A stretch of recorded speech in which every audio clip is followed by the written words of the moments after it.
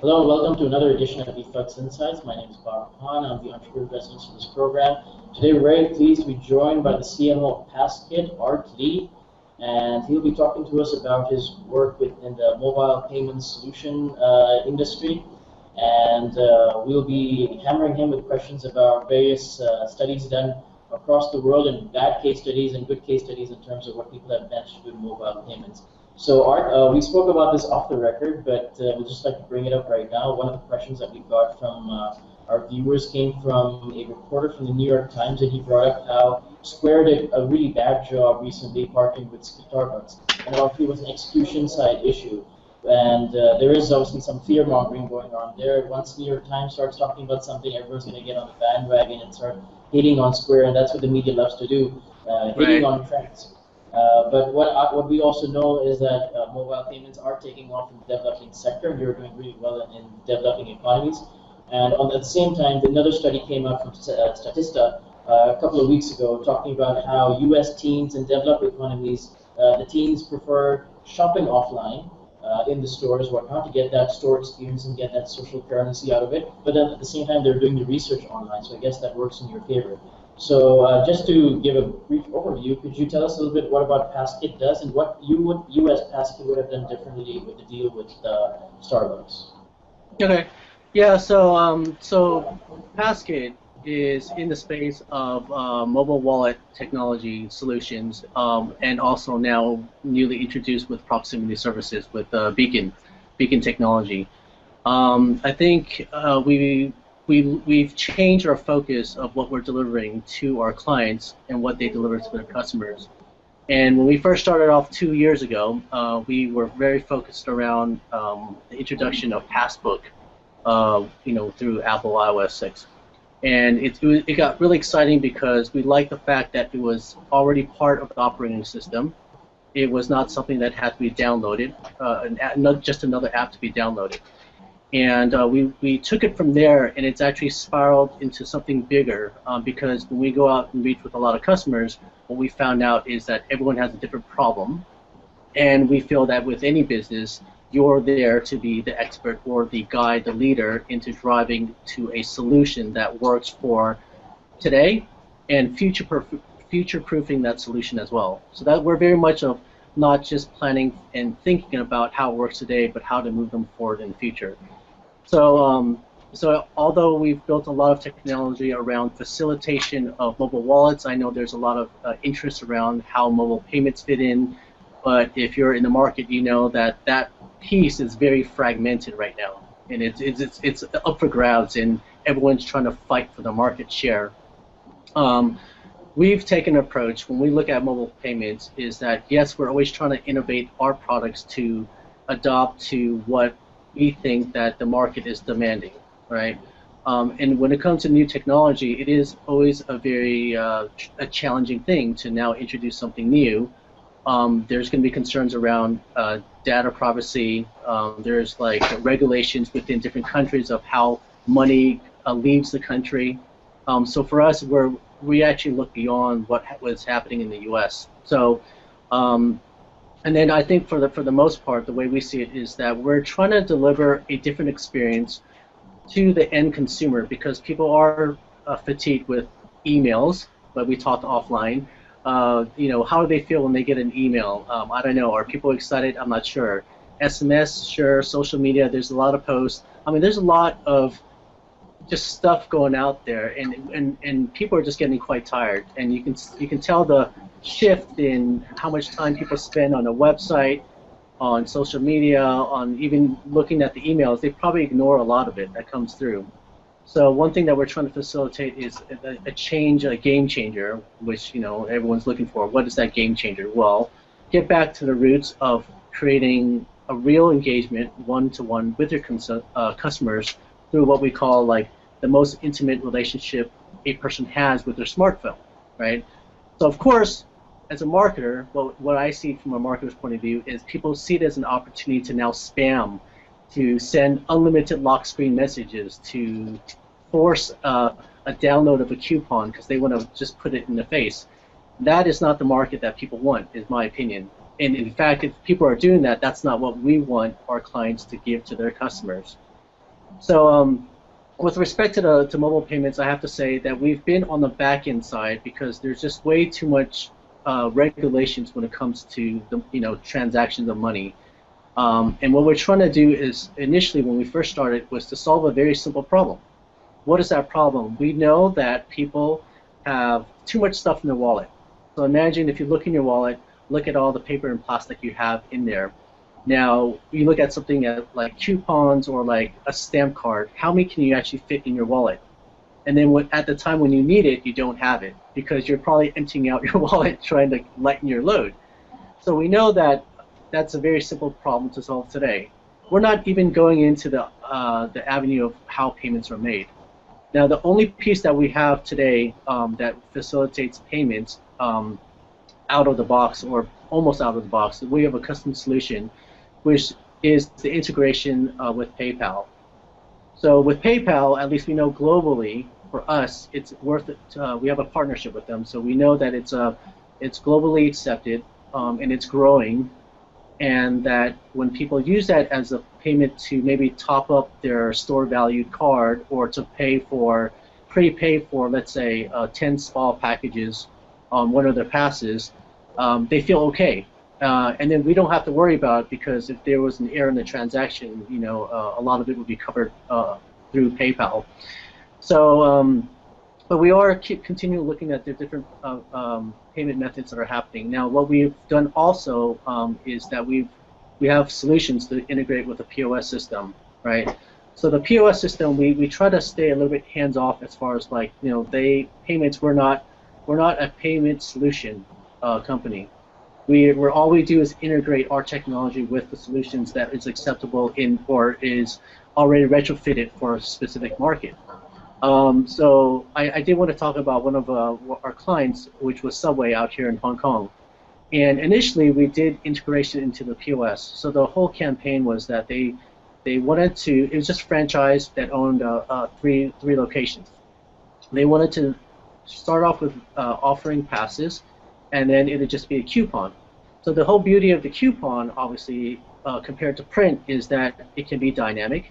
So once they redeem it, you can actually update it with a new offer every single week, every single month, as much as you want. So it's like one-time distribution. You compare that to someone out in the street passing out these coupons one at a time. You don't have to do that, right? So you actually win that client, and the whole idea they want is for people to return time and time and again. So they have these offers. But at the same time, if you're able to track the redemption, and you can actually tie it into your POS system, and even if you have a CRM loyalty system set up, it's kind of nice to track historical purchases when they actually redeem the coupon. How much traffic came in during a Monday or Wednesday as opposed to a Sunday, right? So you get these redemption behaviors that kind of add to the insights that you have. So then you can accommodate additional offers. For example, let's say the low traffic time is between, let's say, 2 to 5 p.m. because everyone's working. Well, we know that people like to skip out of the office, right, for a break. Why not offer something like you get a coffee and whatever? Then, well, they don't have muffins or anything, but you can offer something that is a getaway, as kind of like a happy hour type thing, right, during the slow times to facilitate more traffic. Now, that is something that actually can be done already without all this complications with redemption. And one thing that we've realized is the other challenge is training your staff to learn how to redeem the coupons, right? So that's always a big thing. And on the technology side, we're saying, hey, we're making it so easy, but from the person in the staff, it's like, oh, we don't want to learn new stuff, right? Or if we have to learn it, it has to be very, very simple. And the interesting thing about Subway is that it got a download of like 10,000 coupons within, I think, 1 or 2 weeks. And those are people that you maintain as customers going forward because you're sending new offers every single month. But the most interesting thing was that even though some of the staff got lazy and they stopped downloading the coupon or redeeming it, showing the redemption or scanning it, they actually didn't care. So if someone did a screenshot and then just sent an email to their friend, So that's another issue. People always have these ideas of people like creating fraud with these type of things, coupon offers. But actually, Subway didn't care, because what was the end result? So if I had one friend, or I screenshot my coupon, and even though it's unique, right? So what happens if it's unique? Once it gets scanned, you can't use it again, right? So they send it out to 10 different friends. Subway's like, you know what? Just as long as they show it to me, we'll just give them the free can of Coke or the free upgrade. We don't care, because they generated traffic. They still made money at the end of the day. So the funny thing, like I was saying, that why it was interesting, because such as a coupon, someone will grab 5 so they can hand it out to all their friends. People like to share it online. They don't like to feel like there's all this limitation. Sometimes you do need that limitation because you can't offer it to everyone depending on your promotion. But for someone like Subway, sure, I can distribute 5,000, and 5,000 are duplicates. Why should I care? We got 5,000 more people through the door. And so it was really interesting. We started off that they did want to track it, but they got lazy. But it still rewarded them, and it was still a benefit for them at the end. So when we look at like a thing like Square and Starbucks, right? I read some things about it. I'm going to be careful to comment on it, because a lot of times what you read in the media, I guess as a marketer, I'm very good at understanding is sometimes the real truth isn't told. Okay, so with that in mind, I think a lot of the processes that we've seen with working with our clients who are trying to enable payments is they're trying to facilitate a faster adoption to something they think is widely accepted, like Square. So we look at Square and how strong it's become over the past years. It has become a very major player, and as a solution for many different merchants. Now, I don't know what happened in the back end, but what I've seen with a lot of implementations, even with our own, working with agencies. I mean, when you work with Starbucks, you work with people in-house. Sometimes there's an agency. There's other parties involved, right? So Square gets involved, maybe they have to integrate with all these different resources. They could be within Starbucks or outside of Starbucks. Now, the problem is having everyone on the same page to understand what they're trying to achieve, and what ends up happening in the result, the implementation is based on execution. A lot of things are trial and error, right? So should they have tried with just one store to make sure they work out all the bugs before going more live? And I don't know the specifics. Maybe in their mind, doing a whole state is good enough. But for me, I would just do random stores initially just to enable it, right? So going to the market too fast is sometimes what I see a lot of people are very, very anxious to do, because there's a lot of different competing priorities. So what happens? If it is successful, they get a lot of press release, right? A lot of PR goes out, and then everyone's jumping onto the bandwagon saying we got to work with Square. Now the reverse has happened. That is the risk that they took. Now that they've got to come back and maintain the visibility to the market. And I think in the payment space, I think people so much want to capture that, because that's all they focus on at this point, is capturing a percentage of every single transaction, 1 or 2%, and basically make this massive, and we'll be billionaires, right? For us, our focus is that there's a time and place for everything. We're trying to move people from a place where they're still uncomfortable. So with passes, people are still thinking, okay, what is this? How is it? Is it safe for me to use? Because we know when it comes to payments, there's going to be a higher barrier of acceptance, right? So that's why we work with companies like PayPal. We've integrated a lot of our digital wallet content with Google Wallet, so they've already sustained themselves as a payment provider online. So it's natural that providing coupons that's backed by their payment gateway is good. We work with Apple, which they've said that they want to now integrate payments through the iTunes Store. So that's already built enough credibility, strong enough for the consumer market to accept, right? So we see that as, I guess you can say, playing it at a level where we know that you'll gain the acceptance right away, because they're with brands that accept it, or actually are pushing it to have validated their solution.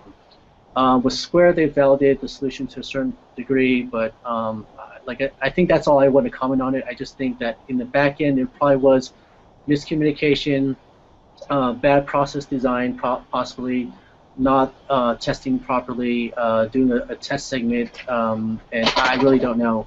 But I think a lot of it, the devil is always in the details, and that's what we always talk about in Passkit. There's so many things that things move so fast.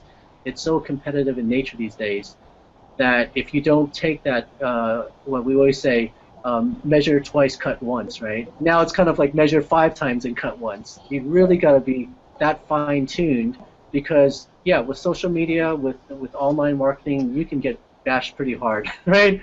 And then you've got to recover, and that takes some time. Yeah. Yeah. We've got a comment here from Ryan Spoon. He's the Senior Vice President of Digital Products at ESPN. And he's basically said that the future of retail shopping will have to engage not just different devices, but different demographics as well. This was his response to what basically Square has gone through.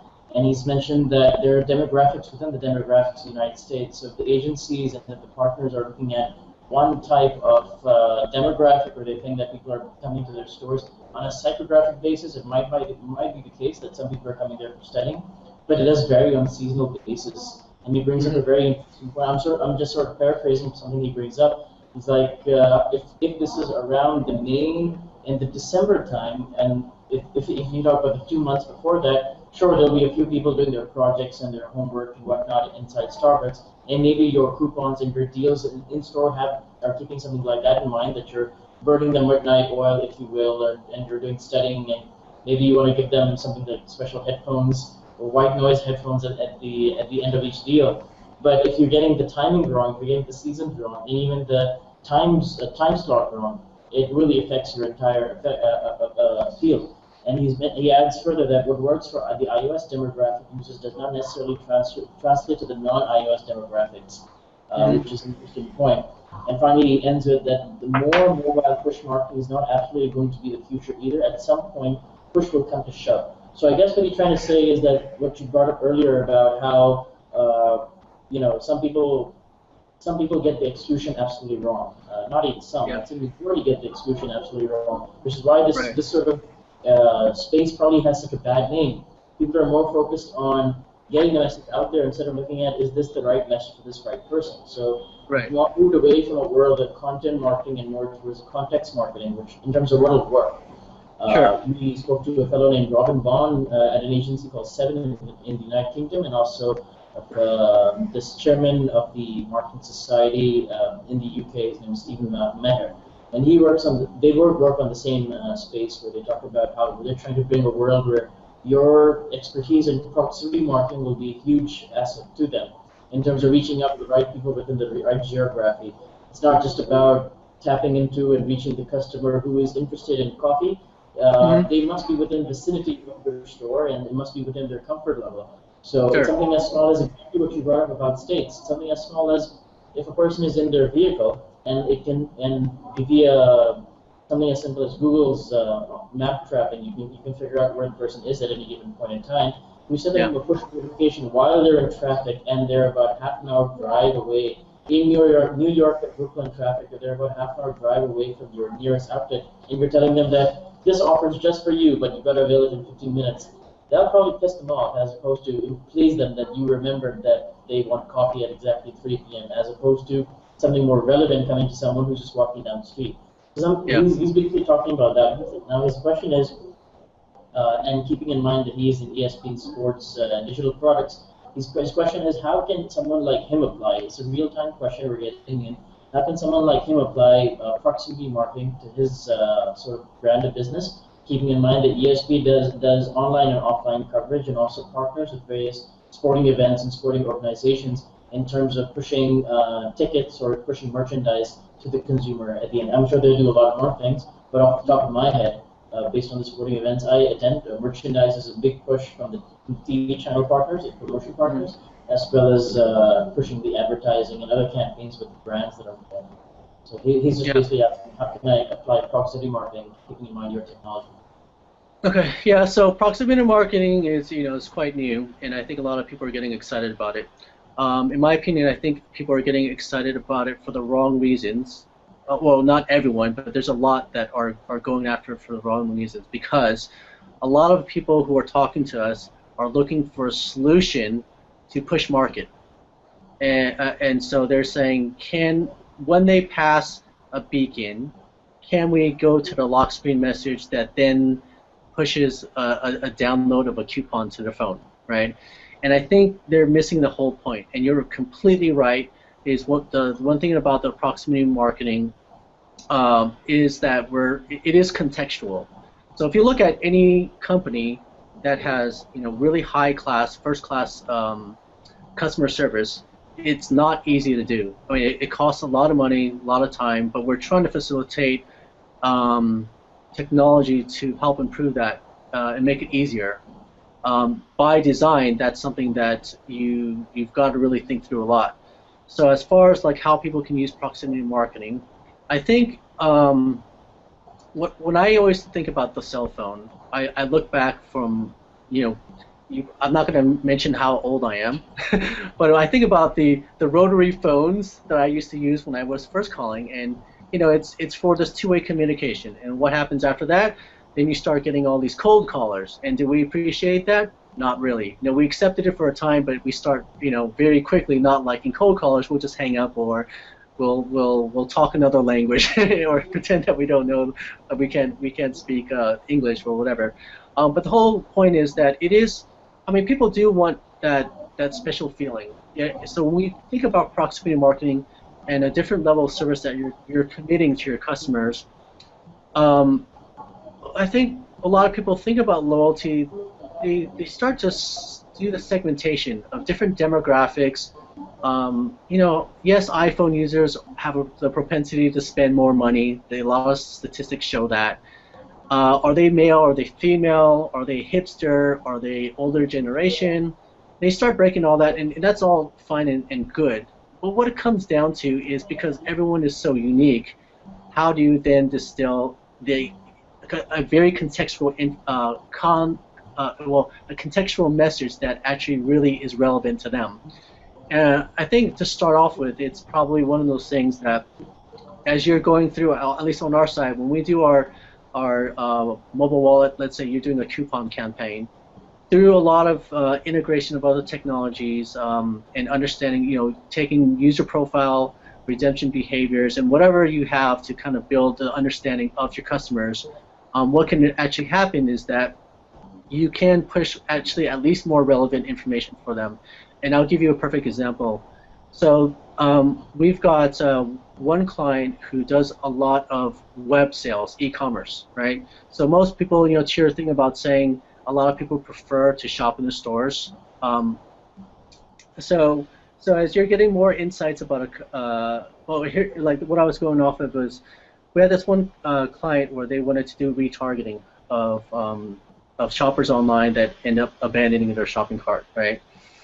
So everyone goes online, they're probably shopping for a different thing, but isn't it nice maybe after they've abandoned the shopping cart, after, I don't know, a day or even half a day, they receive a coupon that if they go into the store, then they'll get 20% off that exact coupon, right? Very relevant. You already know that that's what they were shopping for. They now, from that digital coupon that they have, what happens? If they happen to be in that vicinity and you're just using GPS, right? So you're within 100 meters, 50 meters, it'll remind you you've got this coupon to use. Come in and check out, let's say they're looking for a printer. Come in and check out our printers that we've got some on sale, and maybe that's all the message is, right? Now, the other things you can do, if they haven't passed your location, maybe that offer is only good for 7 days. So you send a reminder after 3 days. And so instead of sending an email reminder, it's actually a nice, really swift, really right on the screen. Very simple, because I think one of the things about email is that people want to say one message, but they start filtering it with all this content. People don't have time to read. So it's nice to just get a reminder, yeah, I got this coupon. Whether or not they decide to use it, I mean, that's the whole stimulation, is to remind people that they have it.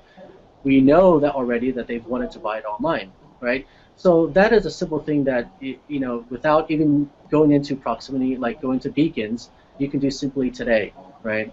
Now, if you go into more targeted proximity employing beacons, maybe it's that they're in the store and then they're at the printers, right? They're at the printer's location, and you've got a beacon sat there saying, If you're not interested in our printers, we've got a sale on our Hewlett Packard computers, right? So if they're looking for a printer, maybe they're into they've got a computer at home, or maybe they're looking for a network device. Whatever the case is, you can stimulate them to go to other areas of the store, right? So it's a different message than coming through the front door or being near the location saying, hey, you've got your coupon.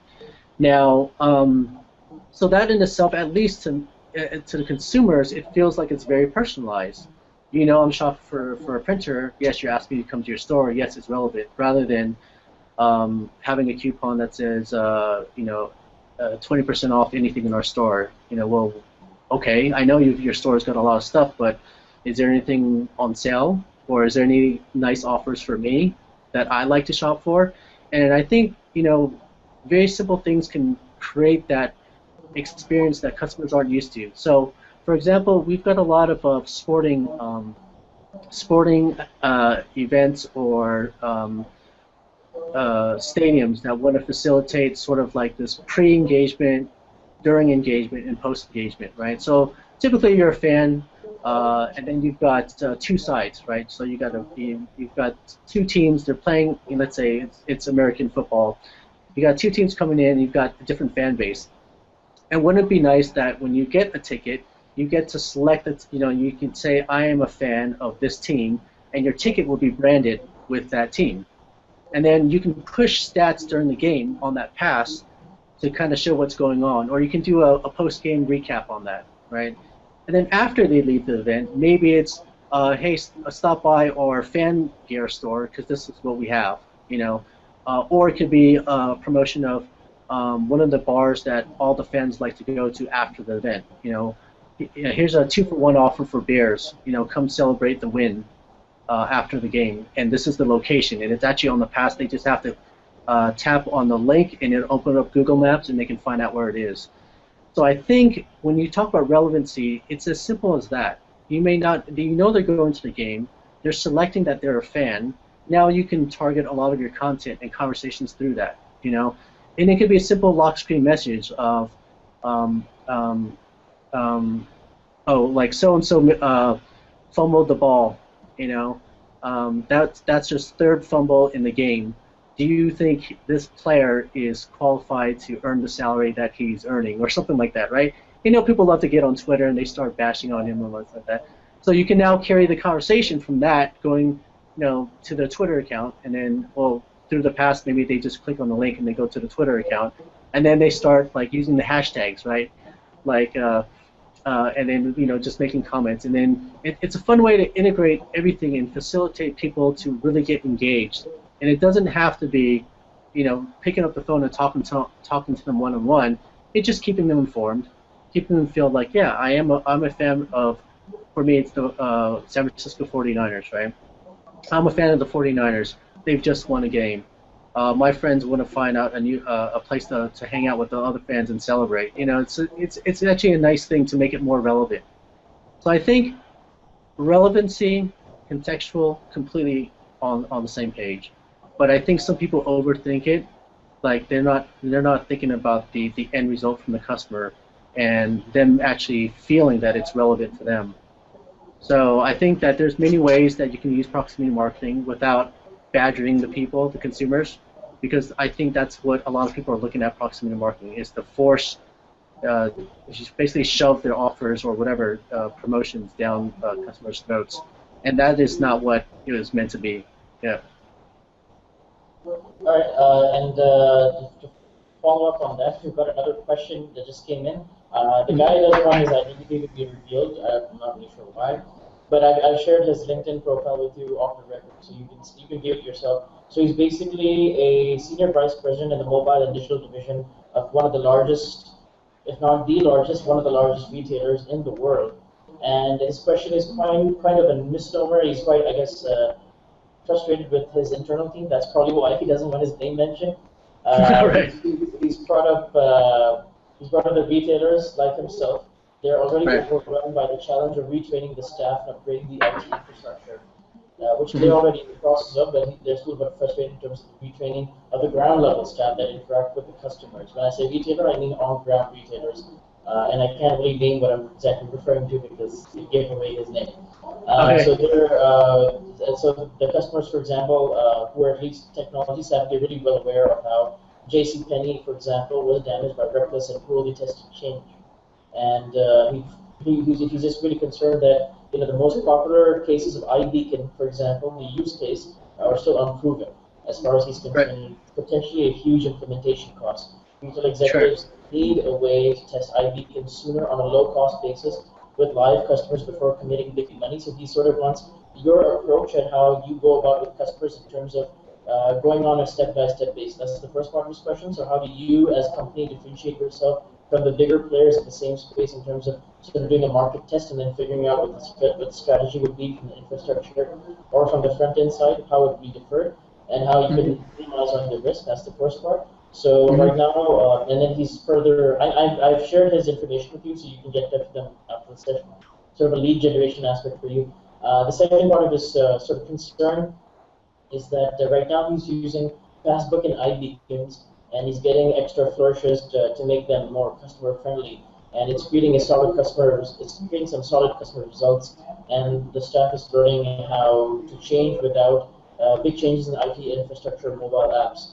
And they're looking into short-term solutions right now, but they're really looking into sort of capitalizing on managing in-store shopping the way Amazon is sort of claiming that you have an ability to do in-store shopping with your mobile phones in various areas. So his second part of his question, along with the first one, is how does he differentiate the mobile payment solution strategy across various demographics and across various mindsets all across the United States? It's an American brand, so various parts of the United States. In terms of mobile penetration and how people are using the mobile phones in terms of payments, or how they're using it based on maybe just searching within stores, and maybe the application will respond very differently for people who are just doing search as opposed to people who are doing search and within the store. So should there be a kiosk within the store that allows them to purchasers, or should they have the application on the phone? Should his organization offer the application? I almost said the name. I have to edit that out later on. Anyway, I'm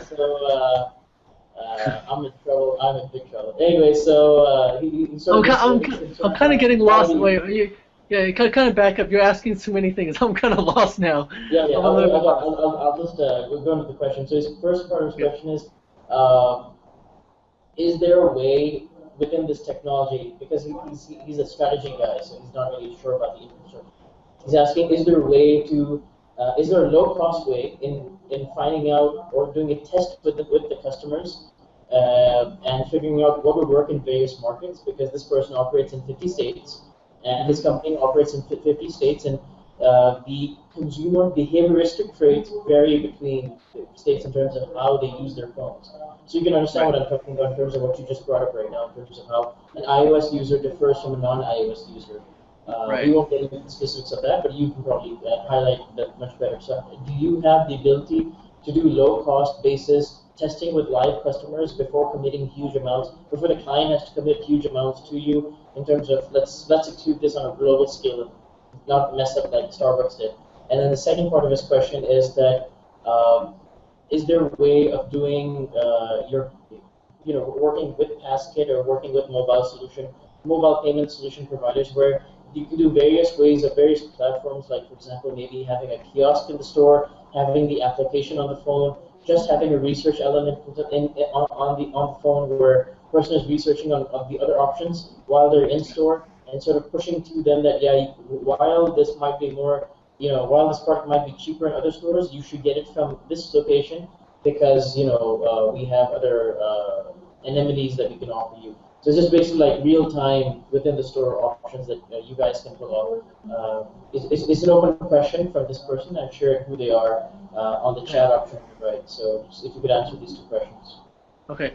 So I'm okay. So let me answer one at a time because I'm still a little bit lost on the second one. So the first one, is there a low-cost solution to now test out and figure out whether or not proximity services works in a specific market or for a specific demographic?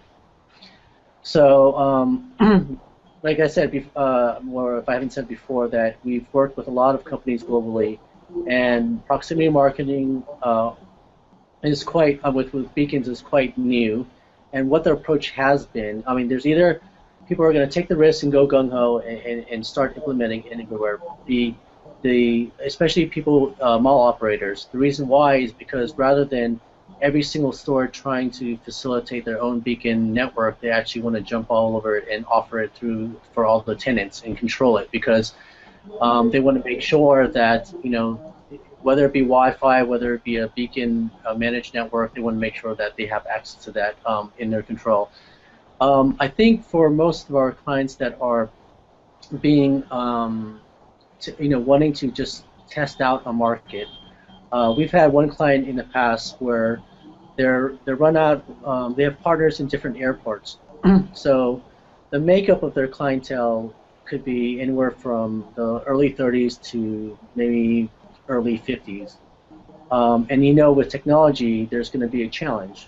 So 50-year-olds, are they going to adapt to this new technology? And that is something they wanted to test out. Or what is the profile of the shopper that comes in that will, for us, it's understanding how to accept a pass. Number two, whether or not beacons is effective for them.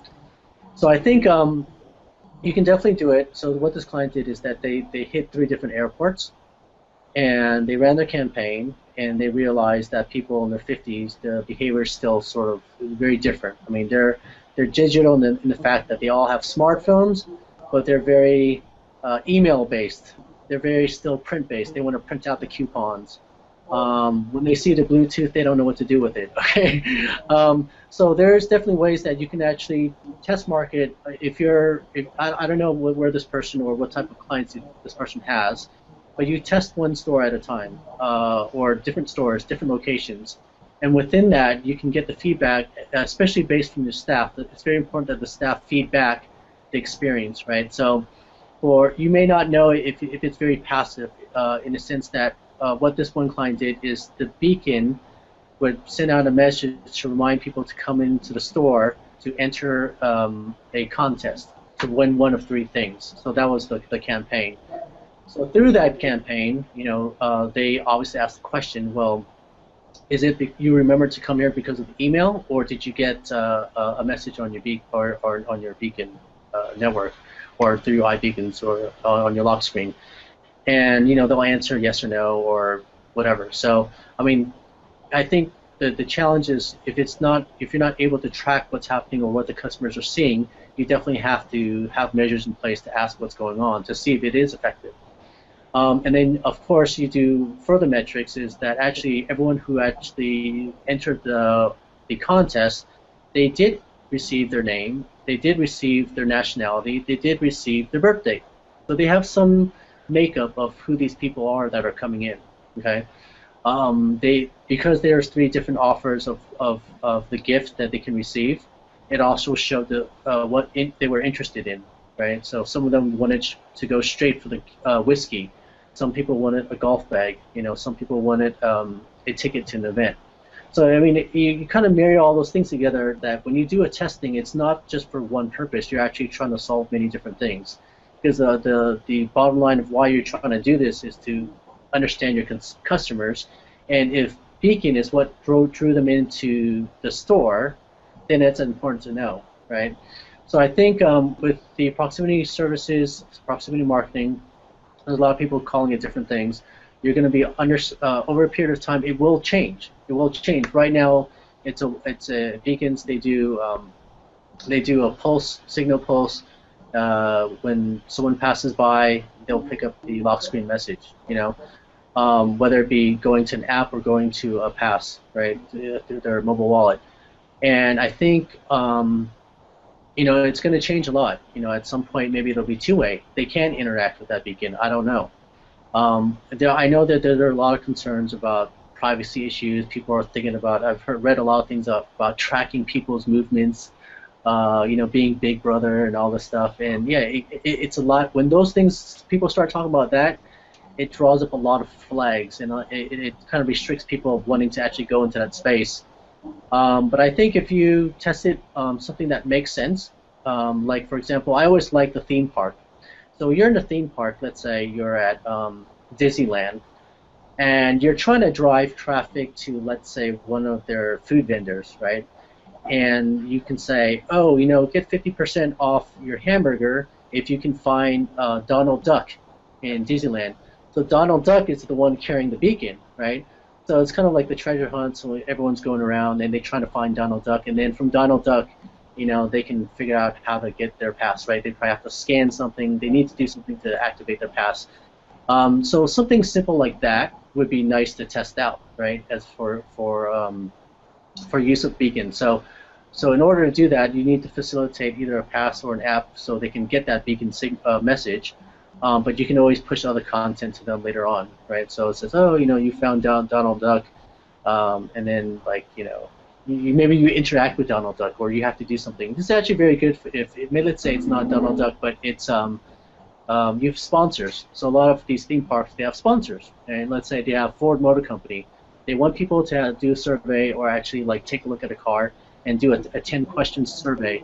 From that 10-question survey, then they get a coupon that goes to a nearby restaurant, and they're driving traffic over there, right? So I think it can be used in very low-risk ways that people really wouldn't complain about. It's something that they actually do want to be part of.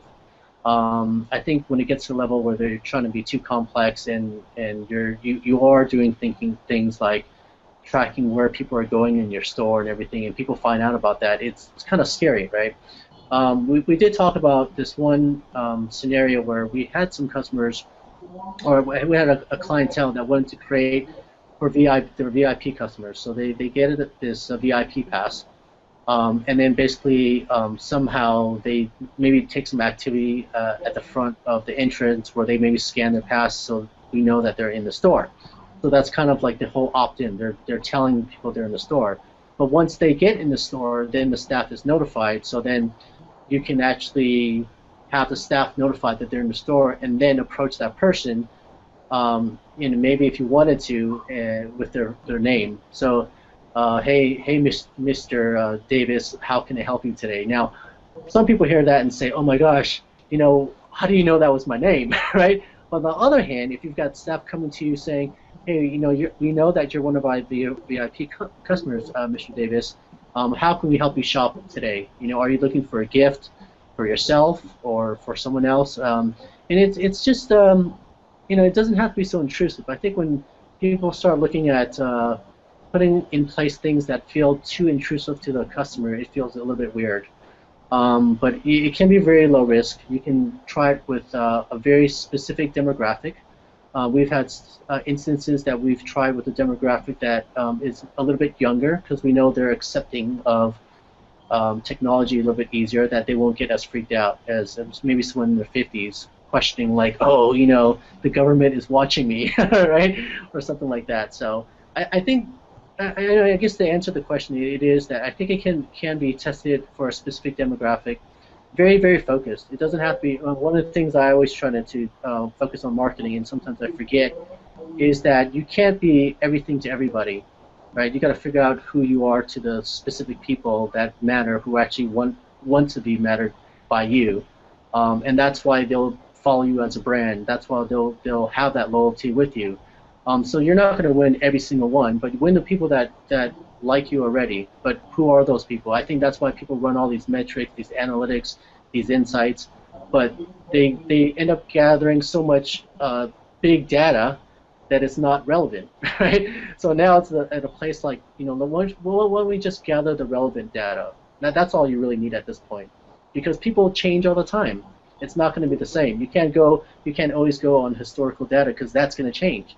I'm a single guy, I got married, and all of a sudden I have kids, my needs are going to be completely different, and the brand has no idea, right? So anyway, so that's in a nutshell. Yes, there's a way to test it on a very, very niche market, just to see if it works. And you could test it on several different demographics, different age groups, or demographics, different locations, right? Because we talk about developing countries, we've noticed that a lot of them have maybe adopted more of the online payments. But if you think about the maturity of some of these countries compared to the U.S., where you've had online payments for years, there is more criticism around it. Whereas a new country, it's so fascinating, right? It's like, oh, I can't believe it. I can make payments by phones. Until you start hearing more and more people getting ripped off, or there's like, people trying to do all this fraud activity, then the market matures, and then they'll start to question, right? So it's very interesting to see these new developing countries, how that will maintain as far as being very easily accepting all these online payments, right? So now to your second question. The second question, the very confusing second question. He's basically bringing up that right now in his company they've got passport and ID kits, and it's working pretty well, I guess. Customer friendly, whatnot. They're creating solid customer results. Learning from the staff is not much of a problem. What he's actually looking for was the idea of getting some short-term solutions and doing short burst campaigns. And he wanted to figure out that if we invest in technology like this, is this one of those? I'm not sure if investment is the concern, so I've linked you to him so you guys can sort of finish off the discussion there as well. But I'm not sure if the investment part is the concern, but I think he's just basically asking is, once I get this implemented and once I get my customers to sort of partake in this, is this one of those things where the data will remain with you, or can I do a short-term campaign and just be done with it for a while? Like, I guess it's based on seasonal demand. So the concern is that this is one of those things where once I invest, I can't get out, or one of those things that once I invest, I can pull out and then get back in and do this over and over again course of the year. Yeah, I think the smart thing is figure out a way of actually making it not so much seasonal, but so everything is time based and relevant, right? So understanding when to make the offer to someone at the right place at the right time is actually where you want to focus. So once you initiated a first campaign, the use of beacons is great. They're getting the lock screen message, and you're starting to create more engagement with that person. I mean, that's a great start in itself. Now, going back to my example of Subway, and actually let me put it in perspective of a coffee shop. Okay, so one of the things why I understand why they want to do seasonal things is because of something that they've keyed into that they know they can produce more results through traffic and sales, right? When I always like to talk about a coffee shop because it always resonates well with most people. But so a coffee shop that has baked goods and it has maybe some fruits because they do smoothies as well. They're perishable goods. So what happens with a lot of these coffee shops? What do? At the end of the day, they toss it out, right? So there is an operational efficiency problem that they have. Through facilitation of let's say a loyalty pass, whatever that would be, a membership pass, whatever, where they get pushed different offers at different times. Maybe it could be that it's one day it's raining and there's not a lot of traffic coming in. Sure, you can push something, because you know that it's going to rain, that would drive people to come in, rather than just sit there and hope and pray people come in, right? Let's say that that your perishables, if they're fruits, you've got to toss them out after 2 days. Maybe it's offering that happy hour, like I was saying before, between 2 and 5 or whatever hours where there's slow traffic, or near the end of the night, you're offering it now at 25% or 50% discount just to get rid of it. So instead of not doing anything, you can actually be operating at a higher efficiency in that environment.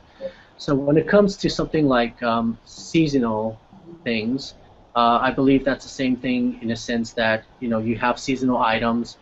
They're only going to last a certain amount of time, and you've got to push it as hard as you can. I mean, look at people like, for me, Christmas, I remember the big thing was Christmas used to start right after Thanksgiving ended. Now Christmas starts around Halloween, right? I don't know if you know that, but back in the U.S., Halloween is like, I start seeing the Christmas ornaments, very shortly after Halloween, if not at the same time. So it goes to show that they're trying to stock up on all the stuff, but by the end of the time, they still have all this overstock. And I think they've done a good job. And what do? They discount it, more 4 weeks before Christmas. 2 weeks before Christmas, 1 week before Christmas, 5 days before Christmas, and then until they hardly have anything left. So I think it facilitates the same thing. It's because for me, I go to a popular chain store in the U.S. It's called Target. So in Target, I know that there's a time and place that I can go in and I can stock up on Christmas for the next year, and all these things will be on discount. I may not make it to the store because during the holidays I'm busy with the family having fun. That's a seasonal thing. So I think the facilitation of passes and driving people to visit the store through reminders, or instead of pushing out an email or putting an ad in a newspaper, I'm actually a very direct one-on-one with the customer, and it's actually very nice. So I think. Yeah, I think I'm answering that question. There's actually a lot of different ways to facilitate the management on an ongoing basis, and it should be actually different and relevant. It's not one of those things that at the first of every month we'll push out a new campaign. All these factors should actually take into account. Let's say there was a hurricane that damaged a big part of the Midwest or Mideast. And then there's kind of like this relief effort that there's donations going out to these people, and then you facilitate traffic saying that you're going to donate a certain amount of proceeds, through like your pass, and through that engagement, it actually is a lot nicer. Or you can offer something, I don't know, a big loss in the World Series, right? So the Giants, San Francisco Giants versus the New York Yankees. So if the Giants lost, we're kind of bummed. We've been with the Giants for so long. All the participating merchants who are fans of the Giants are offering sort of like the celebration for a great season. So it could be relevant to what's happening in the world. It doesn't have to be seasonal, but it is relevant, right? So it can be relevant to disasters, to political events. To like, I don't know, a win in gay marriages. It could be anything. You make it relevant for people at the point in time because that always changes. And I think that's what people try to do through social media to some extent. But it can be facilitated through passes as a campaign and through beacons as well. It is that engagement that you're having. It's that conversation that you're having. It doesn't always have to be about, hey, come into our store. So we've realized a lot that a lot of people are self-promoting on social media. We talk about contextual content. We talk about keeping the customer in mind first. That's where it should sit, right? And so with engagement, with passes and beacons and the messages that it's sent out, it doesn't always have to be a promotion. It's building that personal one-on-one relationship with that person through their phone, without having to pick up the phone and actually talk to them, right? So.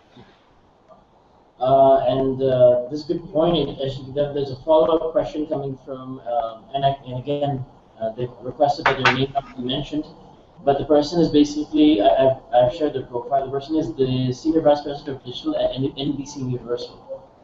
There are many of them, so he's like, people can keep guessing who it is. So anyways, his question basically comes on, are you working on, he's already doing some campaigns via the shows the shows and the TV shows and the films that they produce and broadcast on their channel. So he's doing some location-based marketing and location-based services-oriented campaigns already. And one of the areas that he wants to sort of figure out if you're working towards in terms of your future planning is I'll just read the statement out loud. Let's see. He's basically saying that when you browse various online shopping sites for a product and you are interested within 2 days or within 2 months, your ad partner starts displaying ads on the sites you normally visit. Hey, How many ads do you see that are customized for you, and did the seller display an ad tuned for you? So this is a space that I believe that location-based marketing. Sorry, I guess the sound went off, right? Yes. I missed a lot of it. Yeah. You can hear me. It's okay. I'll paraphrase because he's written the question in a very strange way. So I'll just paraphrase again. He's basically asking, if I just give you the gist of it, he's basically mentioning that in the United States and other parts of the world, definitely, even in Hong Kong, Indonesia, Kazakhstan, like you mentioned, ATL has taken a bit of a hit. So people already have inbuilt infrastructures in their ATL promotion. So if you give one particular example of ATL, which is out-of-home marketing, OOH as it's called, out-of-home advertising, out-of-home marketing. And there's this idea that now that people have mobile phones, and this is something that I'm not 100% sure on his name, but there's a fellow named Gary Vaynerchuk. He's one of our knowledge partners. He brings up this one point where why would you have why would you have out-of-home advertising when the people are looking at their mobile phones all the time? Assuming the person is not driving, there's very little likelihood that they'll be looking at a billboard as opposed to looking at their phone. And he even mentioned this point that there will come a point where there'll be driverless cars. So when you get to that point when you'll have driverless cars and no one's looking at the billboard and ATL becomes irrelevant and mobile becomes more relevant, how will Passkit play into this into the role of having either you could work with those people to sort of help them out in terms of having context-relevant advertising based on the proximity picked up from your phones, or will you have a role to play just on the mobile phones in itself? And there'll be obviously more clutter on that. So he's basically asking that, will you guys down the road possibly be working with out-of-home partners? And I guess NBC has a bunch of assets in that particular area. So I guess this is more of a pitch from his side than it is a question. He's basically asking, like, would you guys be willing to work on the idea that you have the data in terms of what the customer is all about, you have a customized product for that, and as the customer passes by with the billboard, a preset asset or preset digital display shows an ad that is only curtailed for them. So a person drives past and it says, you know, the Blacklist airing tonight, or one of those shows that are very specific to that particular person. It gets a reminder that, oh yeah, that Blacklist, I got a TV. So he's asking, like, do you have that sort of technology ready that I can have media preset, and then it's linked to certain keywords around what the user has been searching on their phone, and using that search information, you have advertising that's specific to them. We only know this happens online all the time, but can it happen offline and have an integrator that is seamless, and then be engaged with it as it's happening? Because this question is humongously long, and I've just been looking at it. It's like, where's the question? So this is what I've been able to pick up. He's just basically asking, I have an idea, and can you guys do it? If yes, let's connect, and I've shared information with you guys can connect anyway. Yeah. Well, I guess you know, as a marketing guy, I can only answer that to a certain depth. I can say if you spoke with our CTO Nick Murray, he would probably say yes, it's possible, but it depends. So there's always these different nuances of what are you trying to achieve, and I exactly understand what he's trying to do. So you bring that, that very specific targeting to specific people, through offline, advertisement. I think that, that's one of the things that always comes up is outdoor advertising still effective? I think to a certain degree, for amount of time, it will be. It is costly still. But there is something to be said that when you're seeing a bus, when you're seeing a taxi, it does build that brand ingrained into your head. You've seen it somewhere before, right? And so, but it's nothing you can track. That's the problem. Now we've talked to some people who wanted to create beacons or actually install beacons on billboards. So that was interesting, right? So that's one easy way to facilitate it.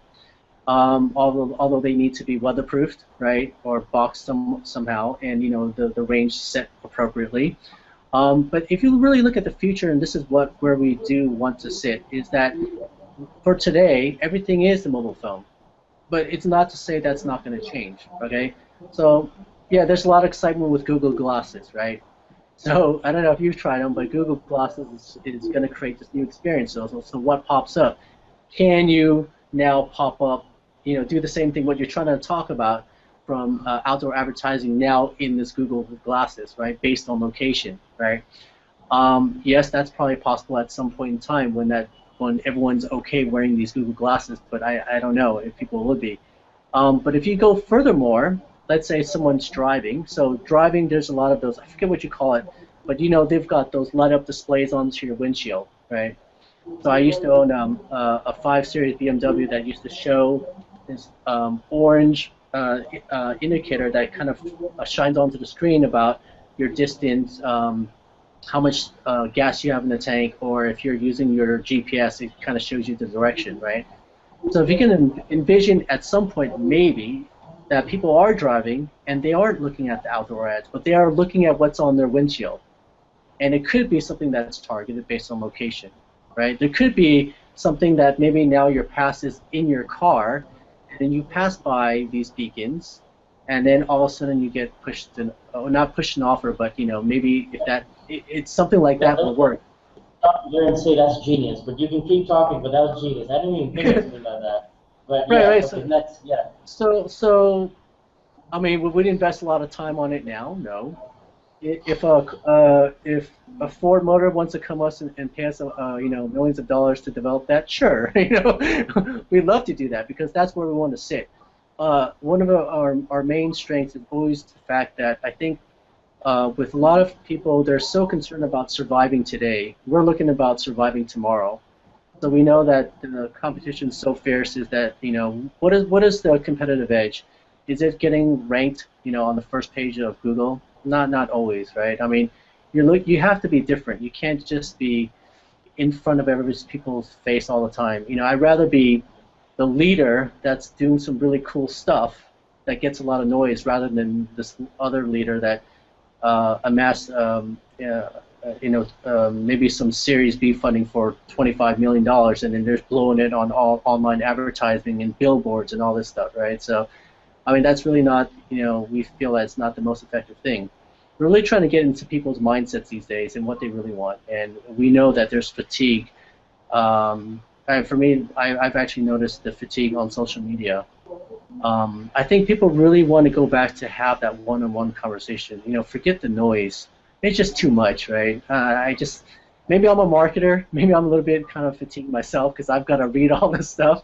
But it is the reality. I talk to a lot of you know, friends and clients and customers. It doesn't matter who, just people in general. They all feel the same way. They're very like. I think what became popular with a platform like Twitter is because it was, you know, limited characters, because it was micro blogging. And now people want more of that. They want visuals, they want videos, they want videos to be 30 seconds long, straight to the point. And one of the things that, like, I'm talking to you, I love to talk, right? So I can talk a long time, but people always say, you know, Art, just get to the point, right? But you know, I'm of that nature. That's how I connect with people. But I think on mobile, it's more like get straight to the point. Tell me what you want, right?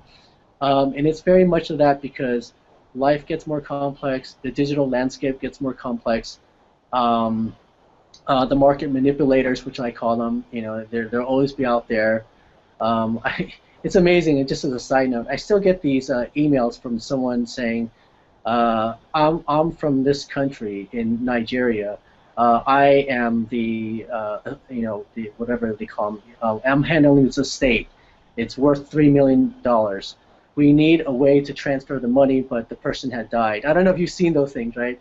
And I always ask myself, why did this work?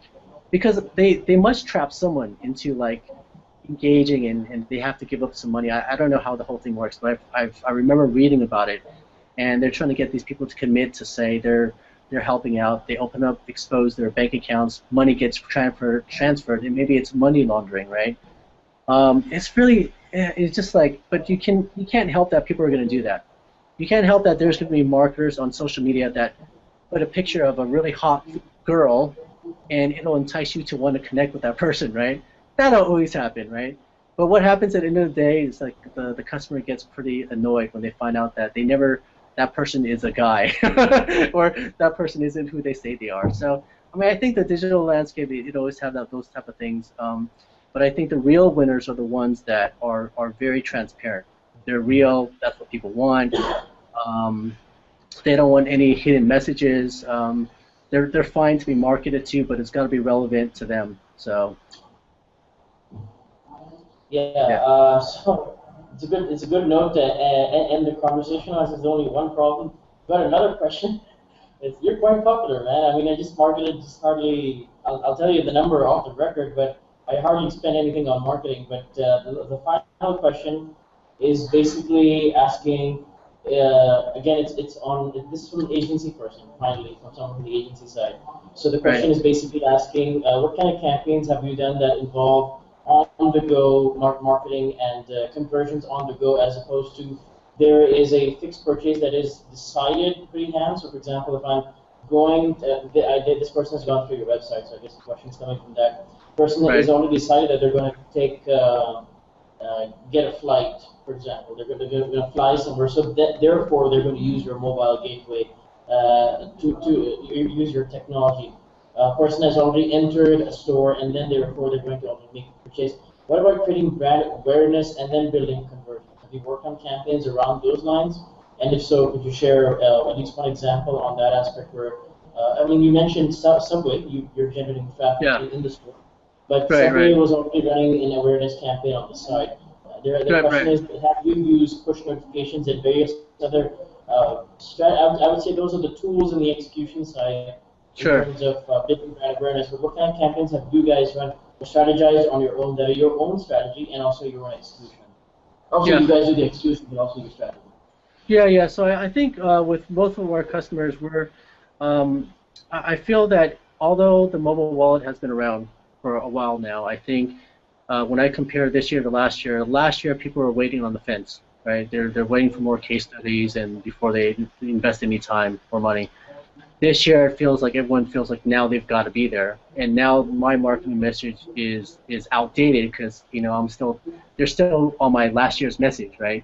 But I think where the customers or clients are today, they're getting more innovative around their campaigns. But we always wanted to keep it simple, and the whole thing that, or the stat that we know is that if you can get them into the store, you have a higher chance of converting, especially if you've got well-trained sales staff.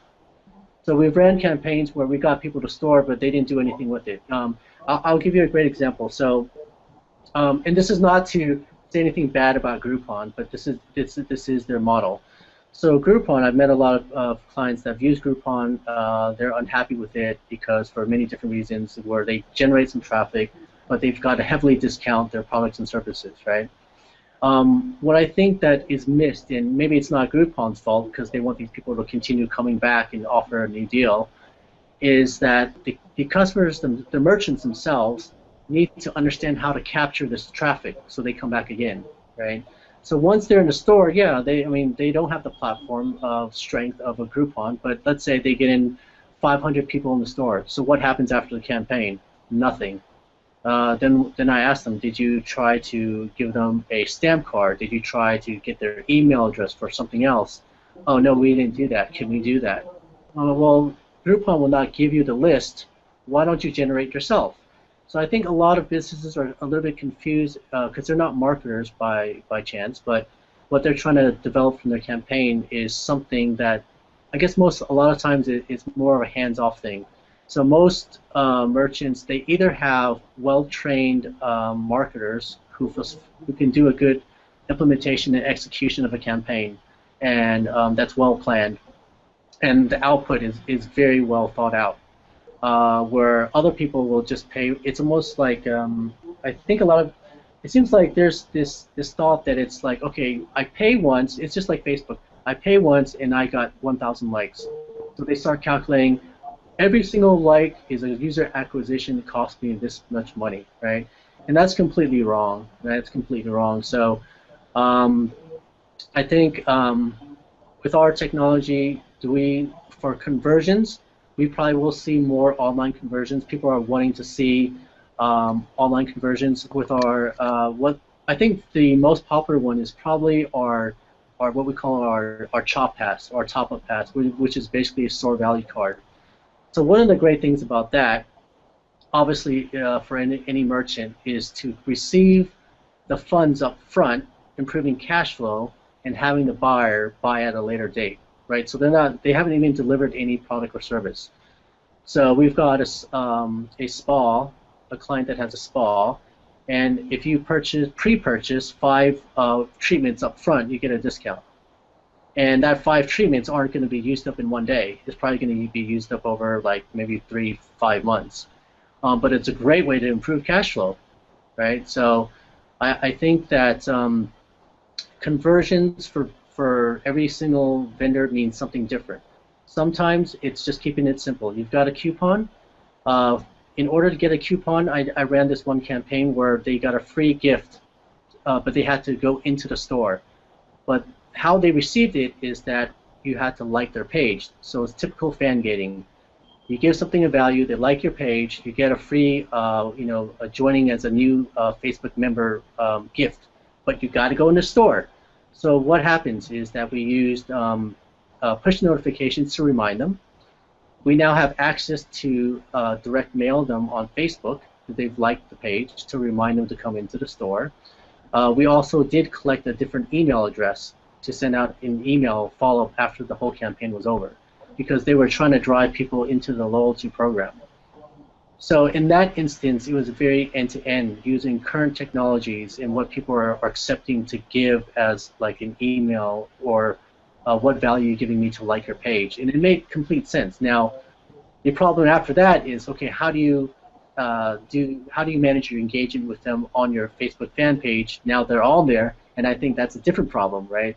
Well, I'm posting all promotions, but no one's now coming to my store. Right? It's completely different. But I think the conversion for them was great. It's multiple points, right? They either got them to like the page, or they didn't come into the store. They like the page and they come into the store, and they also got their email address for follow-up for the loyalty program. It's perfect, right? So what is a conversion? Does it always have to be money? No. Can it be part of your funnel? At some point in your funnel, yes. How much did it cost you? Probably just pennies, right, to go ahead and promote it and to facilitate that. And email still is one of, for what I see, I believe it's still one of the stronger mechanisms to communicate with people. But it's more long-winded, right? And that's why I love the mobile wallet, because it's very short engagement, short spurts, just like Twitter, right? But even Twitter, like, I've read a lot of stats recently that the use of Twitter is starting to go down. So where's it going to lie? The conversations will happen where the customers want the conversations.